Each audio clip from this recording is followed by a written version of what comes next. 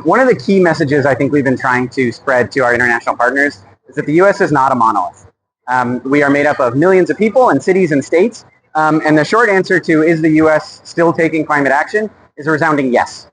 It's not our federal government, it's not the State Department, it's not maybe the traditional mechanisms that other countries have been used to working with, but there is still vibrant action from the innovation sector, from the tech sector, from businesses on the ground in the U.S., and from cities and states. Our members represent districts all over the country, and they are still moving forward. They are still representing their constituents in a really big climate-forward way, and there still is demand. I think it's very clear that we're seeing from the many Americans who are here on the ground that our federal government does not accurately represent us when it comes to climate change, that there are still millions of people who are interested and active on this issue and are driving and demanding progress. Americans are seeing, we just saw this a couple weeks ago in the United States in some elections, Americans are seeing prices go up. They're seeing mortgages get more difficult to come by. They're seeing flood insurance and other forms of home insurance become more expensive and more difficult to come by. And this has real economic consequences for everyday Americans every single day.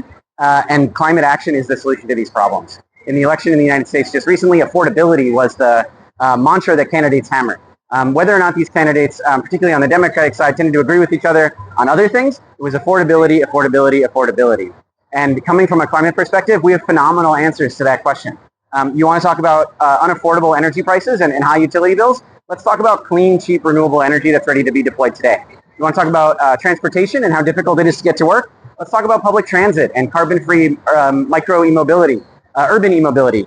You want to talk about housing? Let's talk about housing resilience and housing stock. No matter what the question is, we have a phenomenal answer when it comes to this affordability crisis, this increasingly budding affordability crisis. And that's what we're here to talk about. We're here to bang that drum, to talk about the importance of climate action, and to make sure that the rest of the world knows relationships are still important in the United States.